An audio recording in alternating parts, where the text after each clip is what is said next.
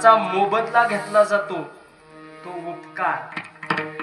काय म्हणतोय बघा, ज्याचा मोबदला घेतला जातो तो उपकार, आणि जे सोडून दिलं जातं ते दान.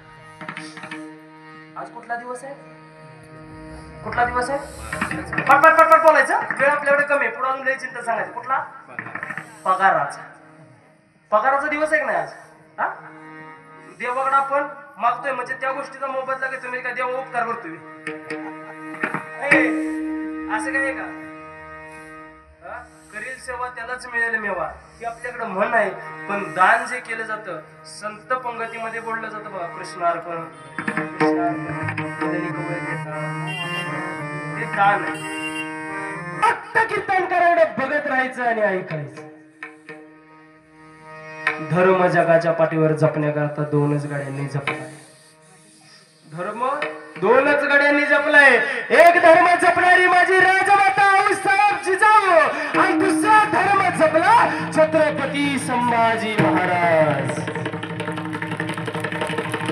धर्मवीर आऊसाहेबांनी ज्यावेळेस धर्म जपायला सुरुवात केली, आता किती जणांनी टाळी वाजवली माहित नाही, पण आपल्या टाळ्या वाजत्यात कुठं माहित आहे का?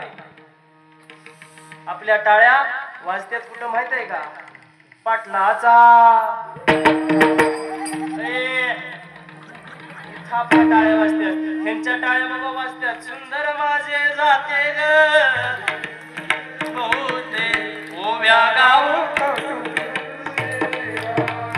इथं आमच्या आई साहेबांच्या टाळ्या इथं वाजत्यात, ह्यांच्या टाळ्या वाजत्यात कुठं माहित आहे का? बजाव. ह्यांच्या टाळ्या इथं वाजत्यात. हे बसलेले पुरुष मंडळ, मी तुमच्या लेकरासारखं, तुम्हाला माझा राग आला तरी येऊ द्या. पण एक गोष्ट सांगू का, पूर्वीचा पुरुष मंडळ होतं, अरे टाळी वाजायची, टाळी कानावरती पडायची, पण टाळी कधी वाजायची माहितीये का? अरे टाळी वाजायची, पारावरच्या गावामध्ये आवाज व्हायचा आणि अखंड गावात एकच आवाज व्हायचा. कोणता माहितीये का? त्यावेळेस ज्यावेळेस गावामध्ये वासुदेव यायचा, वासुदेव गावामध्ये यायचा, आणि त्यावेळेस पुरुष मंडळीची टाळी वाजायची. विठ्ठल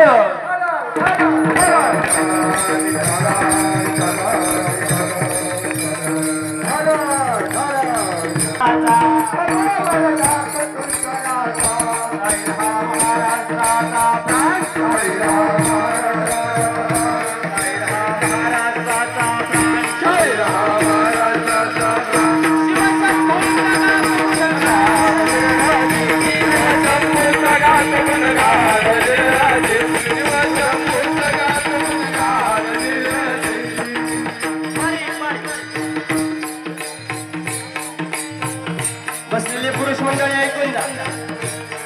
अरे हा रस्त्यावरची पडणारी आपल्या अंगावरती काटा उभा राहायचा, आणि बसलेले पुरुष मंडळ महिला मंडळ टाळी वाजवायची. का टाळी वाजवायची? त्या पोवाड्यामध्ये जेवढी आग होती, तेवढी रग होती, तेवढी धग होती. बारीक बारीक बारीक. आता पोवाडी गेली, आता गाणी आली. माणसाची आग संपली, माणसाची रग संपली, माणसाची धग संपली. अरे परिस्थिती आमच्यावरती काही नाही माहितीये का? बसलेले पुरुष मंडळी, तुम्हाला दोन्ही हात तिसरं मस्तक जोडून सांगतो, अरे तुमच्या समोर, तुमच्या डोळ्याच्या समोर घराची आई बहीण उचलली जायची. सरपटत रे, सरपटत गौरव अरे त्या माझ्या मायामाऊलीवर विवस्त्र केलं जायचं, तिच्यावरती बलात्कार केला जायचा. अरे तिथं तुकड्या तुकड्या तुकड्या तुकड्या तुकड्या तुकड्या केलं जात होतं, आणि ते तुकडं परत देऊन वेशीवरती टांगलं जात होतं. डोळ्यासमोर प्रसंग जर आठवला, डोळ्यासमोर हा प्रसंग आला तर काळजाचा धडका फुटतो. स्वतःच्या लेकीला, स्वतःच्या बायकोला, स्वतःच्या सुनेला असं वेशीवरती टांगलेलं आपल्याला बघायला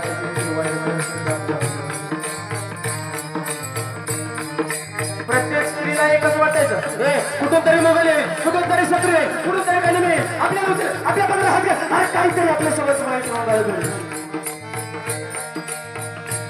घरातून आपली माय माऊली बाहेर पडू शकत नव्हती. माय माऊलीला कुंकू लावण्याकरता आपल्याला परवानगी नव्हती.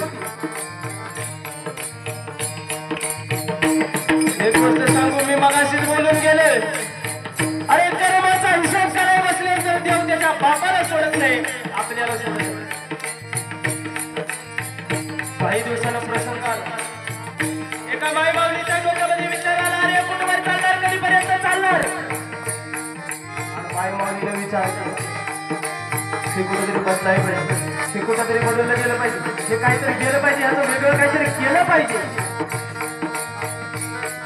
हळूहळू दिवस सरत लागला. दिवस सरल्यानंतर त्या माई माऊलीला गर्भवास राहिला.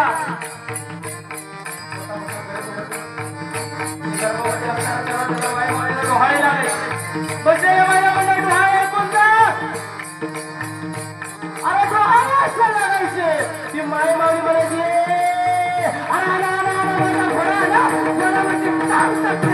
आणि माझ्या आया बहिणीच्या पदराला आणि गळ्यापर्यंत हात घालणाऱ्याचा मुंडक बाजूला ते आपल्याला डोहाळे लागले.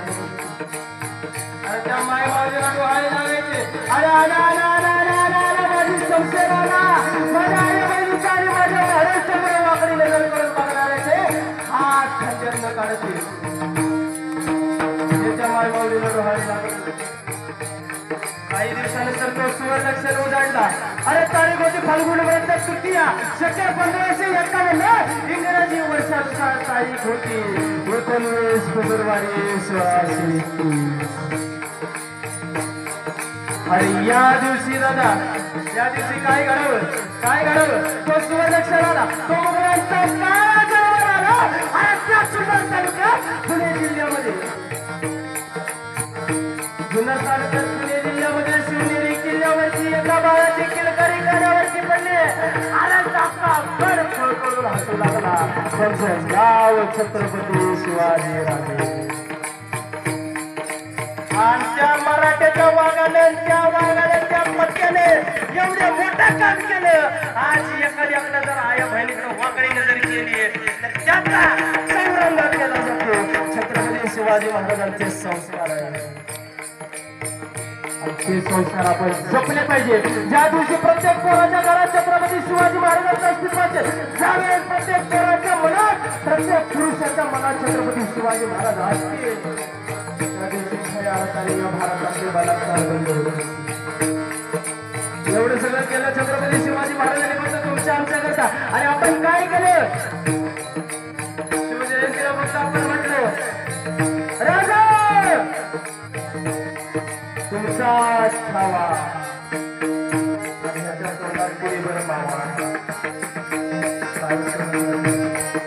आणि त्या छत्रपती शिवाजी महाराजांनी आता आलाय तो प्रसंग ऐकून जा.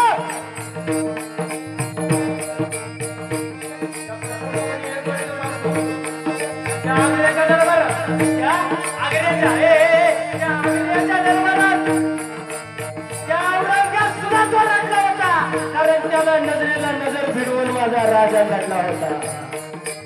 एवढा मोठा छत्रपती शिवाजी महाराजांचा छत्रपती शिवाजी महाराज.